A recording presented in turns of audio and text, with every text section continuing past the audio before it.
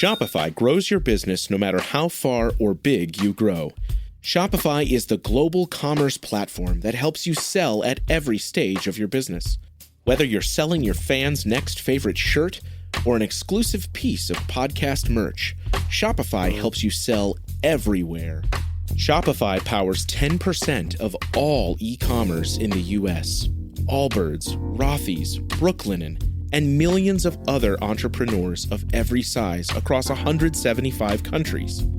Plus, Shopify's award-winning help is there to support your success every step of the way. Because businesses that grow, grow with Shopify.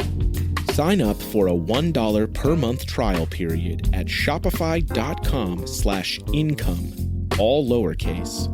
Go to shopify.com/income now to grow your business, no matter what stage you're in.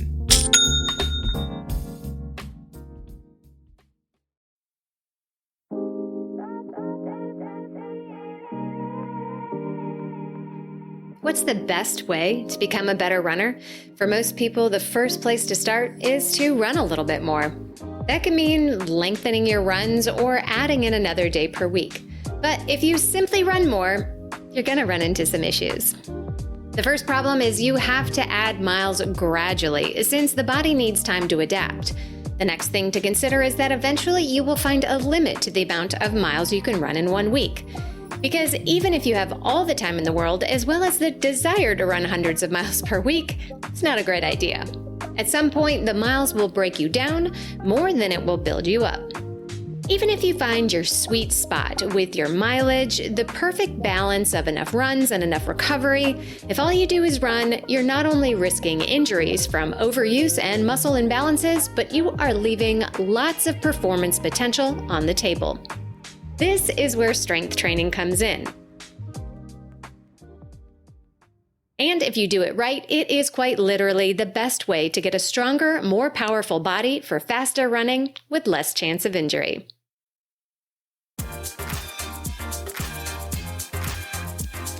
Welcome to The Planted Runner. I'm Coach Claire Bartholic, and my mission is to help you improve your running, your mindset, and your life with science-backed training and plant-based nutrition.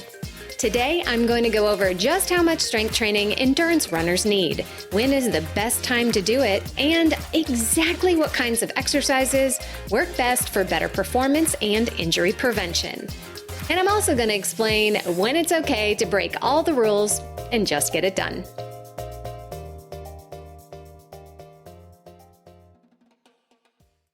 Real quick Planted Runner news is that my book is now ready for pre-order. I'll explain more on that a little later, but if you are ready to pre-order yours now, head to theplantedrunner.com/book. Don't forget to stay tuned all the way to the end of the episode for this week's Mental Strength Minute. Fortify your mind in 60 seconds or less.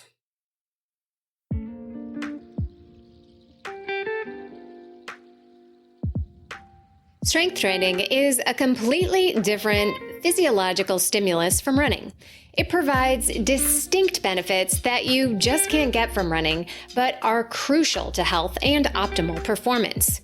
The two main benefits of strength training are that it prevents and helps heal injuries, and it enhances performance. Done properly, strength training creates a foundation for injury-free running and allows you to keep up with increasing mileage and intensity on your runs. And on the performance side, studies have shown that resistance training improves running economy and endurance muscle fibers. Research has also linked weight training to better body composition and resting metabolic rates. Not to mention, strength training is particularly important as we get older, in a way that running alone is not. Recent studies have proven that running does not protect against the gradual loss of lean muscle tissue, and as we lose muscle, we also lose a larger percentage of our fast twitch muscle fibers, which is part of why we slow down as we age. To say it another way, if you are afraid of getting slower as you get older, making strength training a part of your routine will slow down the slowdown. Well, to be clear, endurance runners do not need to be super strong and muscular. Just take a look at the difference between a 100-meter sprinter's body and an elite marathoner. The sprinter will be visibly muscular and the marathoner will be much more lean. That's because sprinting requires huge explosive power from big muscles, while endurance runners simply need to be strong enough to endure mile after mile. The good news is that if you are an endurance runner, you don't have to spend as much time lifting weights as a sprinter would. And you don't have to attack your strength sessions with the same amount of discipline and focus as you do your speed days on the track. The thing to remember is that if running is your primary focus, your strength work should complement your running, not compete with it.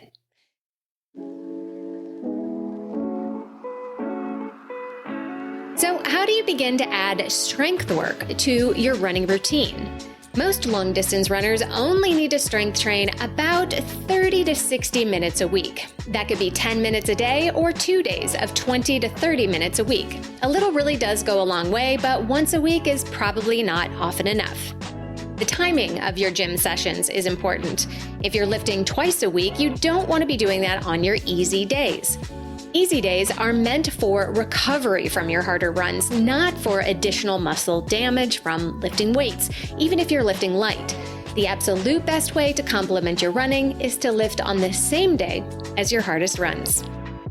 For example, if you have a tempo run in the morning, follow it by a 20 to 30 minute strength workout at noon or in the evening. That way you are adding to the training effect of the running, then you fully recover from both on the following easy days. Running hard and then hitting the gym also helps you avoid the muscle soreness that can cause your running to suffer. If you go too hard with the weights and then try to run, it's not going to go as well as when you're fresh. There have been studies that show that waiting several hours after your run to strength train is ideal. The theory is that you can recover a bit from your run to be able to lift better later. While I don't disagree that that could be true, most runners just need to get the job done, and that is often immediately after the run. We don't have unlimited time to exercise, and 2 workouts on the same day isn't always possible. And if you don't particularly love strength training, getting in a big session is going to be even harder. Another time saver is to skip the supersets and just do 1 set of reps for each exercise. While there are proven benefits to doing multiple sets of an exercise, that's not the only way to build muscle. If you are lifting heavy enough, you can simulate and grow your muscles in a much shorter time period with fewer reps and sets. So if a longer workout isn't for you, try adding 10 to 15 minutes after each run. Lift slowly with heavy weights and you'll be amazed at how much work you can get in. Now, if you have a tough speed session the next day, you might want to go easy on the leg work and do some upper body exercises instead. But ideally, you're strength training before an easy day, not a hard one. Now that I've covered when to strength train, how long and how often, it's time to get into what to do specifically. I'll go over that in just a minute, but first, did you know that I've written a book? Yes. I am thrilled to say I am officially a published author. I've put everything that I've learned about running, plant-based nutrition, and mindset techniques into one book called, of course, The Planted Runner, Running Your Best with Plant-Based Nutrition. It will officially release in January 2023, but you can pre-order your copy today at Barnes & Noble or at theplantedrunner.com/book. For some reason, the listing isn't working right on Amazon right now, so you can't get it there just yet, but pre-orders at Barnes & Noble really help my publisher have a sense of demand. Pre-order yours today at theplantedrunner.com/book. Sports stars. They're like superheroes. But they're actually real. Which is why we've made a podcast about them. You see, They've all got a story. but too many of these stories were cut short. Kobe Bryant, Payne Stewart, Flojo, Phil Hughes. Justin Fashanu, We're writing episodes about all of them. and sadly many more. Death of a Sports Star, a new series from Crowd Network.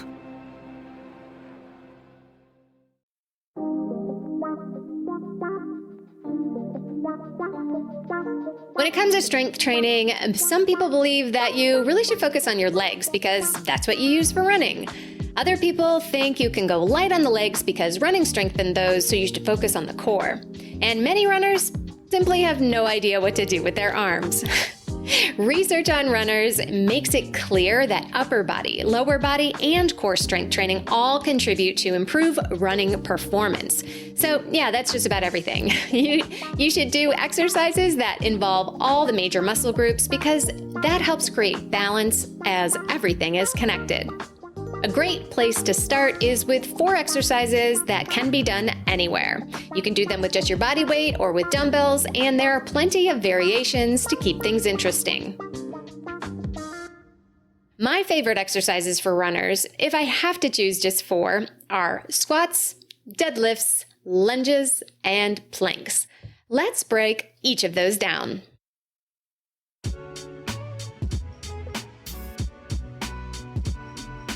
In a standard bodyweight squat, you are targeting your quads, hamstrings, glutes, abdominals, and calves, which are all essential to good running.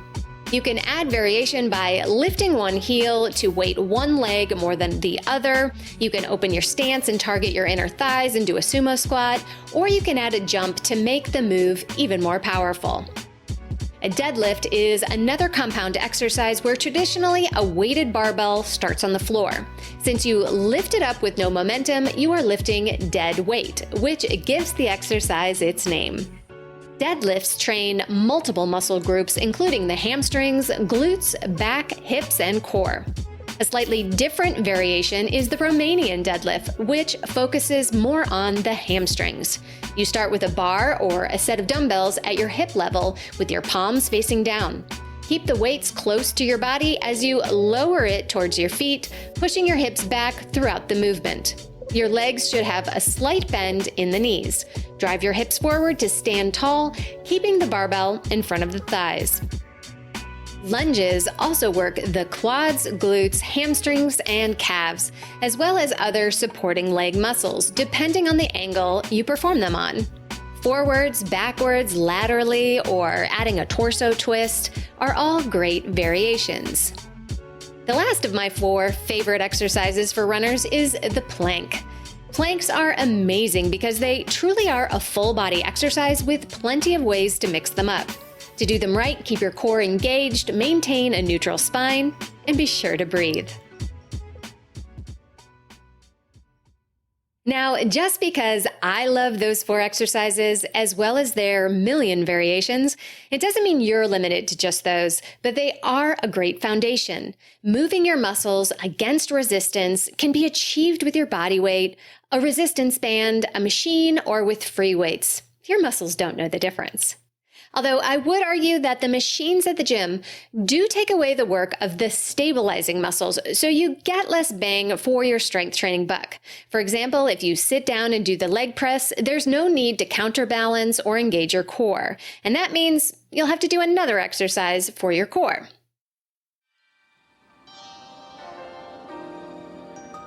Now, when I say core, do you automatically think sit-ups and crunches? Those are great if your goal is to look strong, but to actually get a strong core, there's a much better way, and that is unilateral training. Unilateral training is lifting a weight on only one side of the body at a time. Lunges are unilateral because you're doing one leg at a time. Standard squats, where both legs are planted equally on the floor, are bilateral. When you lift on one side of the body, your core is forced to engage to keep you from falling over. So by lifting unilaterally, you are getting in the core stabilizing work runners need without doing a single sit-up. All right, so you've chosen what to lift, but how heavy and how many reps?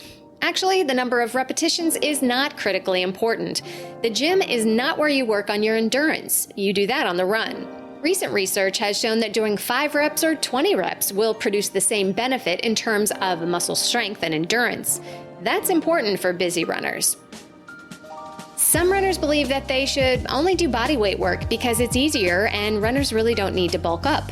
Well, just because it's body weight doesn't mean it's easy. Pull-ups, for example, are extremely challenging for most people, even though it's just body weight. What's more important than the number of times you lift a weight is how you lift them. It's far more effective to lift and lower the weight slowly. Take 2 to 3 seconds to lift the weight and at least 3 seconds to lower down, pausing at the hardest point for a second before you lift again.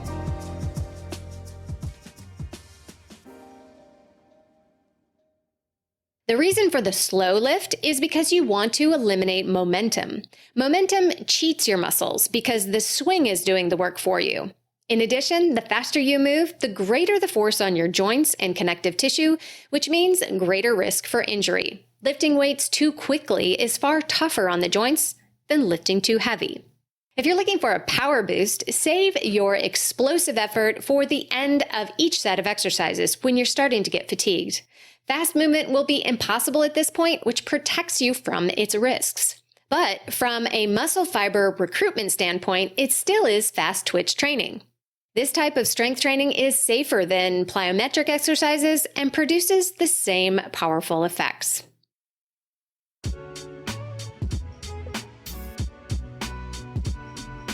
You'll want to lift a weight heavy enough to fatigue the muscle you are working somewhere in 8 to 20 reps. You'll know when to stop when it is impossible to complete one more with perfect form. This ensures that the muscle fiber is being completely recruited each and every lift.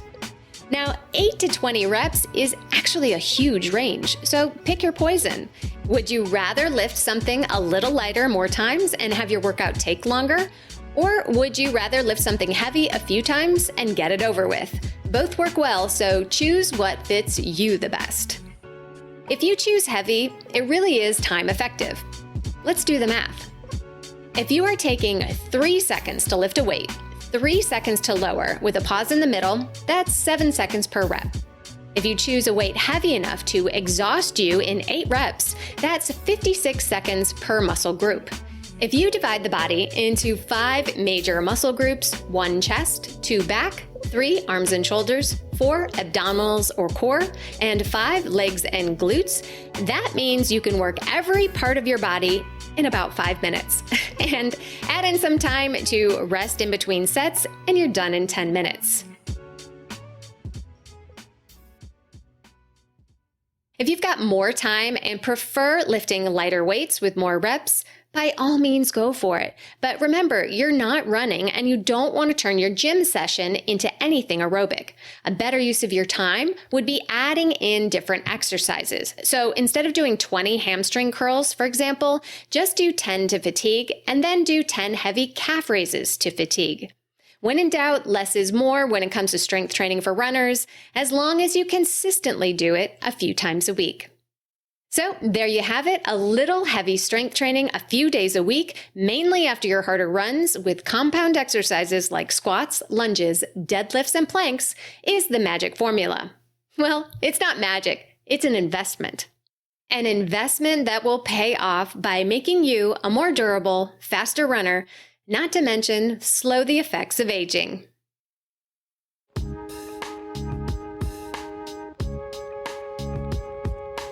And now it's time for this week's Mental Strength Minute. Fortify your mind in 60 seconds or less. Today's topic is called purposeful adversity. What happens when you plant a small tree and tie it to a stake for support? The stake protects it from harsh winds when it's small, but if it's staked too long, it grows weak. The tree needs to sway in the wind despite the risks to grow stronger. Humans are no different. We say that we want an easier life, but it's actually through challenge and adversity that our life becomes rich and meaningful. In our modern world, this means we often have to choose adversity on purpose. We need to challenge ourselves with running or strength training, or we will grow weak. We need to choose the short-term struggle to get an easier life instead of choosing the easy option, which leads to a lifetime of struggle. Thank you so much for joining me on this episode of The Planted Runner. Don't forget to pre-order The Planted Runner book at Barnes & Noble or theplantedrunner.com/book. Another free and super impactful way to keep this show going is to review on Apple Podcasts and rate on Spotify or wherever you get your podcasts. The Planted Runner is still 100% runner supported, so downloading, subscribing, and sharing the show with all your running friends is the best way to keep it that way. Have a great run today.